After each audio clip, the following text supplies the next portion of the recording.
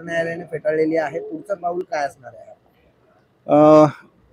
एकंदरीत जो 9 जून 2025 रोजी जो अपघात झाला होता रेल्वेचा, त्याच्यामध्ये त्या संबंधी 2 अभियंता जे आहेत त्यांच्यावर आरोप ठेवण्यात आले होते. FIR लॉन्च झाला होता. त्या संबंधी त्यांना अटकपूर्व जामीन मिळावा, प्रोटेक्शन मिळावं, यासाठी आम्ही न्यायालयासमोर अटकपूर्व जामीन अर्ज दाखल केला होता. त्याच्यावर डिटेल सुनावणी दोघं पक्षकारांची झालेली आहे, म्हणजे सरकार पक्ष आणि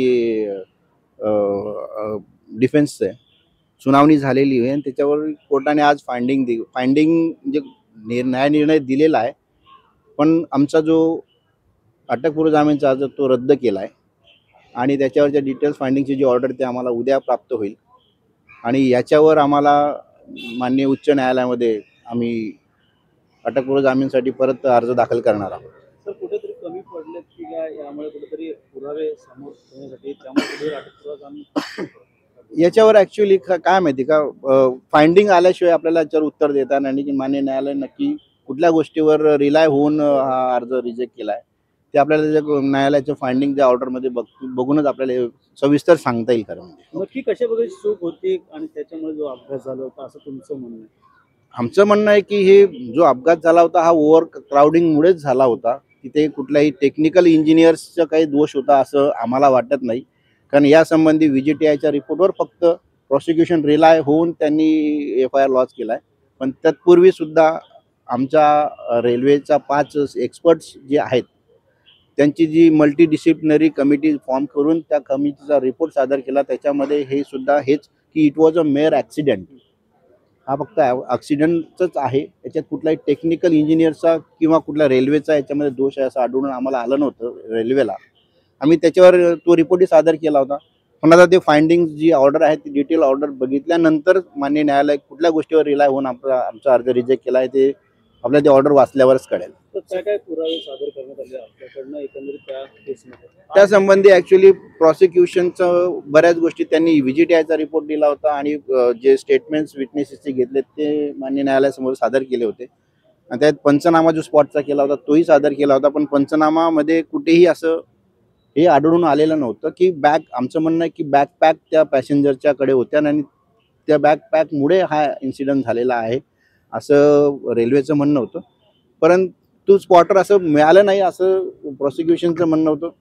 पण त्याच्यावर आम्ही काही जे त्यावेळेस इन्सिडेंट झाल्यानंतर ज्यावेळेस तिथे जे काही पॅसेंजर्स होते त्यांनी जे व्हिडिओज काढले होते, रेकॉर्डिंग केले होते, त्याच्या आम्ही काही गोष्टी आम्हाला मिळाल्या, त्या व्हिडिओज मिळाले. त्याच्यामध्ये पॅसेंजर्स सोबत त्या बॅग दिसत आहेत, जे इंज्युअर्ड आहेत, जे डिसीज आहेत, त्यांना स्ट्रेचरवर नेऊन प्लॅटफॉर्मला नेलेत, त्यांच्यासोबत त्यांच्या बॅग्स आहेत. पण जनरली कसं आहे, तो स्पॉट हा पंचनामा हा काही 1 ते 2 दिवसांनी केला गेला असेल किंवा काही तासांनी केला गेला असेल. तर त्यावेळेस असं पॉसिबल नाही की त्या बॅग तुम्हाला स्पॉटवर सापडतील.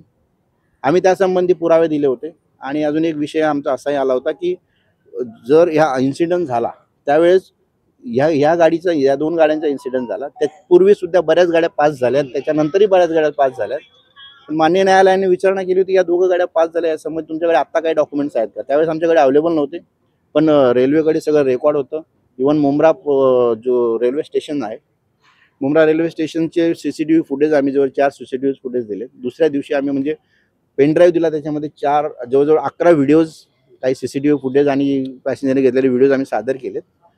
पण आता फाइंडिंग बघूनच कळेल की मान्य न्यायालय कुठल्या गोष्टीवर रिलाय होऊन आमचा अर्ज रिजेक्ट केला आहे, ते तेव्हाच ऑर्डर हातात आल्यावरच करणार आहे. आतापर्यंत अनेक ॲक्सिडेंट झाले, ते गर्दीच्यामुळे प्रवास करताना देखील झाले, त्याच ठिकाणावरती 19 ॲक्सिडेंट झाले. मात्र त्यावेळेस पण देखील अशा प्रकारच्या गाड्या गेल्या नव्हत्या. मात्र गर्दीच्यामुळे आणि रोडमध्ये पण अनेक लोक पडून मरतात, तर त्याचाही देखील आपल्यावर नाही, ते आकडेवारी आयोगाने द्यायचा प्रयत्न केला होता की ह्या इन्सिडेंट म्हणजे या ट्रॅकवर बरेच ॲक्सिडेंट झालेत आणि एवढे लोक मृत्यू होईल. पण त्यावेळेस आमचं तेच म्हणणं होतं की over crowding is the main reason of the accident, not the technical fault of the engineers और किंवा रेल्वे यांचा फॉल्टमुळे झालेलंच नाहीये असं आमचं म्हणणं आहे. आम्ही पण असा रिपोर्ट दिलेला आहे की त्या दिवशी जवळजवळ 28 गाड्या या पॅरलल धावलेल्या आहेत. तो रिपोर्ट पण आम्ही दिलेला आहे. पण तरी पण सेशन्स जजला हे प्रायमा फेसी असं वाटतंय की इन्व्हेस्टिगेशन आणखी व्हावं.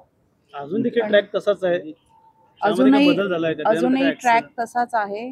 अजूनही त्या दिवशी पण जेव्हा ऍक्सिडेंट झाला त्याच्यानंतर पण जवळजवळ पॅरल 28च्या वर गाड्या पॅरलल्स धावलेल्या आहेत. एकही जर ट्रॅकमध्ये काही प्रॉब्लेम असला असता तर असे बरेच ॲक्सिडेंट झाले असते किंवा ट्रेनच कोलाईड झाली असती, पण तसं काही झालेलं नाही, विच इज नॉट कन्सिडर्ड. त्यामुळे हायकोर्टमध्ये चान्सेस चांगले आहेत. हायकोर्ट हे प्रायमा फेसी लगेच कन्सिडर करेल असं वाटतं. हिंदी